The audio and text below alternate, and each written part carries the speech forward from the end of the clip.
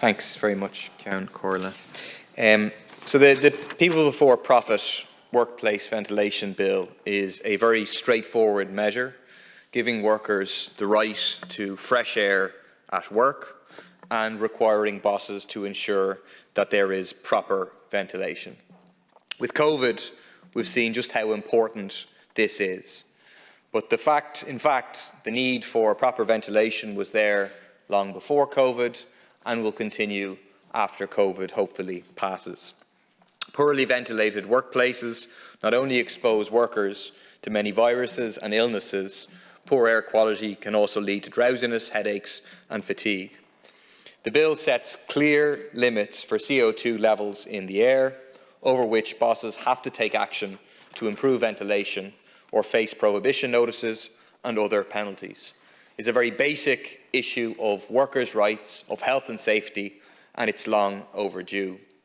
For over a year, we in People Before Profit have been raising again and again the shocking lack of effort being put into ventilation in our schools, in our offices, in our bars, in our restaurants.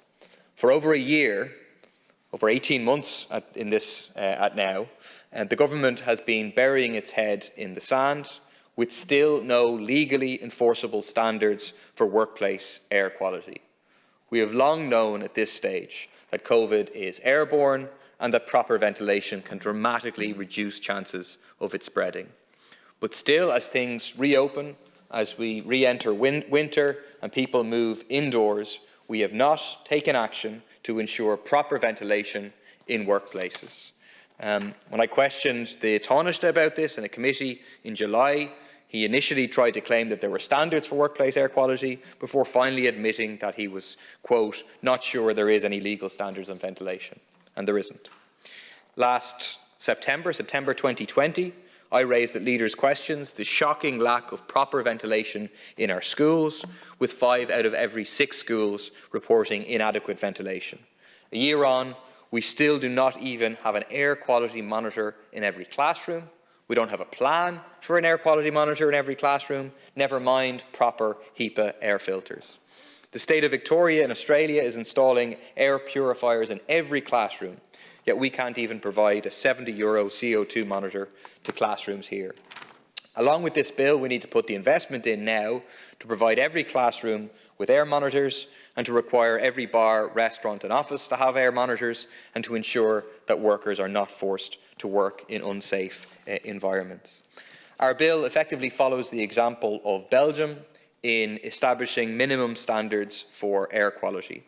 Workers are empowered to request an inspection by the Health and Safety Authority.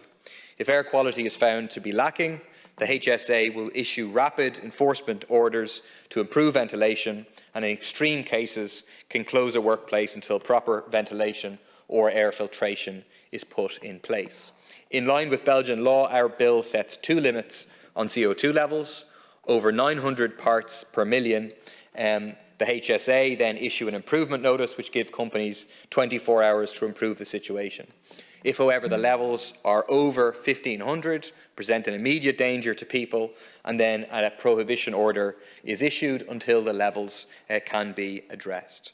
The law also allows for the rare cases where CO2 levels may be above 900 parts per million, but other air filtration measures such as HEPA filters would be in place, which would make it relatively safe.